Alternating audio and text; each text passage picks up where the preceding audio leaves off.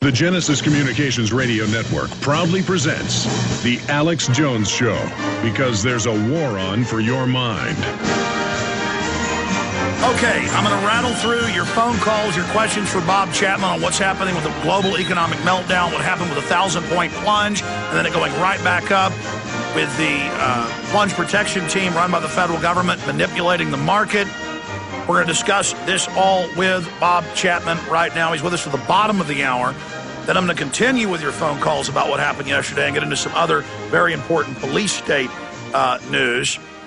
We have footage of a SWAT team up on Infowars.com and PrisonPlanet.com with my commentary going into a house over a gram, that's less than a joint of marijuana, killing both their dogs, including a Welsh Corgi, pointing guns at little kids, and then sending the CPS to try to take the kids because they had marijuana.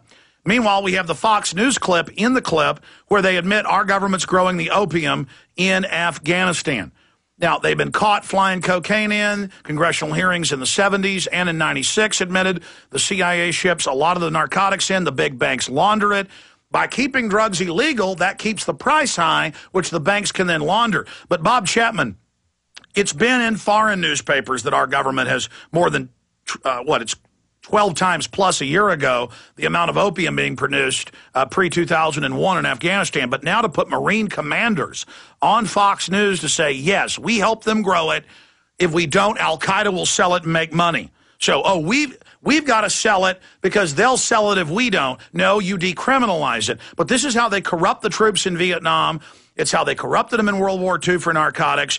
You worked in military intelligence before you became one of the biggest gold and silver traders out there, before you started your top newsletter, the International Forecaster, and the ones that were before that. But what can you say about government narcotics trafficking and the fact that they are openly admitting now they're shipping the drugs in, but then when you're caught with marijuana, we're going to kill your dog and take your kids? Well, the OSS got involved with MI6 in the late 1930s in the opium trade. Prior to that, the privateers were running opium from India to China in behalf of the British royal family. And so America has been directly involved in the process of distributing narcotics, which happens to be the most lucrative trade in the entire world, and almost every fortune of the royal families of Europe was made from the narcotics business. Now, I've interviewed about 15, almost all Marines in Afghanistan, who told me they were guarding the opium poppies. That was their job. And so what the colonel has said is absolutely true, and they're going to continue to do it. And they're producing 93% of the world's opium right now, and the largest crop of marijuana in the world. And the first place they flood is Europe, and of course the Russians are furious about it. And yeah, that's in Reuters. They're saying spray the poppies, and our own government, NATO, says no, we're growing it. And they put Marines on TV with Geraldo telling us it's good that our government grows it and ships it out. But then the cops go in and kill people's dogs and laugh at them over a gram of marijuana in front of little kids in a middle-class home. It's so elementary. They ship it in as a pretext to enslave us and put us in prison and control our lives and to put us in their private prisons owned by big banks that launder the money. I mean, this is disgusting. And I've got a key video up on Infowars.com I'm asking listeners to make go mega viral. Government admits they deal heroin, yet terrorize families for pot. This 10-minute video, it is just so disgusting to see this, Bob. And look at Mexico collapsing from their phony drug war, where the U.S. government and the Mexican government are admittedly trying to knock out their competition down there. That's all this is, and it threatens to collapse our southwestern states. Absolutely correct. And you get it nailed. It's a fight to take over the drug business by the CIA and the Mexican government. And there's absolutely no question. And the wealthy Mexicans look the other way, and the average Mexican, what's he going to do? And, they're fighting with these groups, and the groups are fighting among each other for, pathways into the United States and things like this. And, of course, the solution is Americans stop using drugs. But that's not going to happen. And so the transportation of narcotics into the United States from South and Central America and through Mexico is going to continue.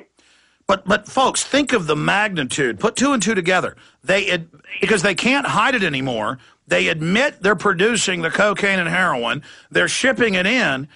But then cops risk their lives in drug raids and are so busy not going after big dealers that have paid off their bosses that they're raiding people for one joint and now sending CPS to take people's children if they're caught with marijuana for child endangerment. I mean, this is so outrageously in our face. It shows just how criminal this government and its enforcers are. They know exactly what they're doing. I've talked to so many cops, and they say, yeah, we know the government ships most of it in, but this is our business, and we get money off the seizures, and so we're going to do this. If you decriminalize it, not legalize, decriminalize, all the money goes out of it.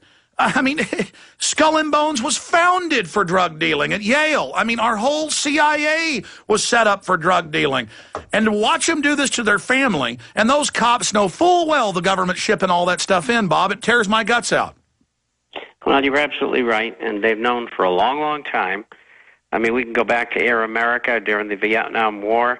Anybody who knew anything about anything knew that the drugs are coming in from Southeast Asia from the CIA. Okay, shifting gears.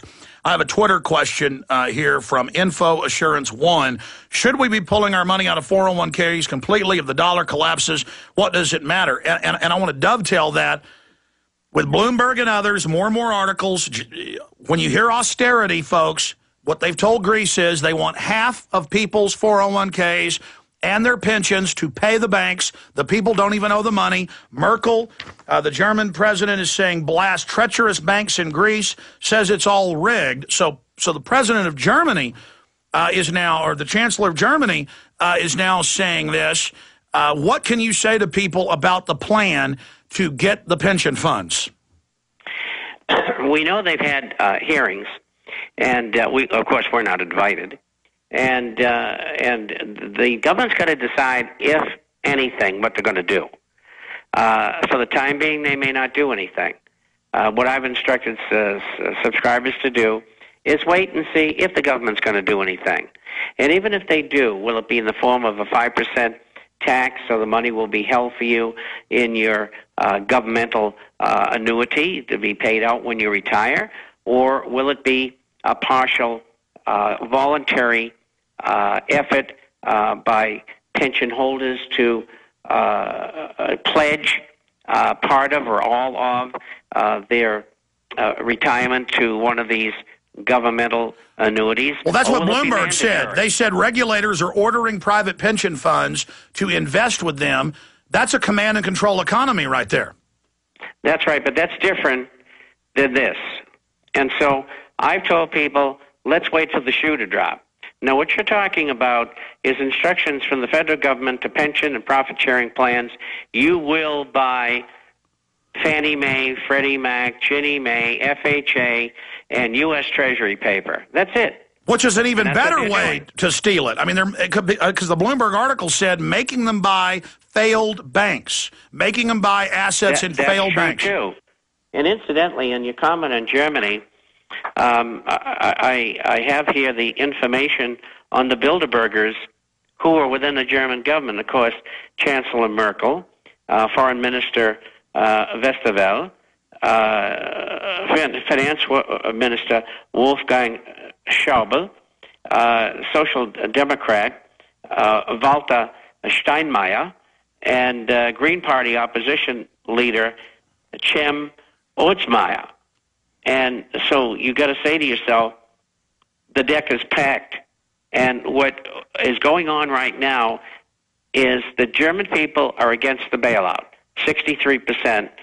Number two, Mrs. Merkel and the Bundesrat have approved the money going with other monies. So she's just acting like she's upset because of the election. That's right.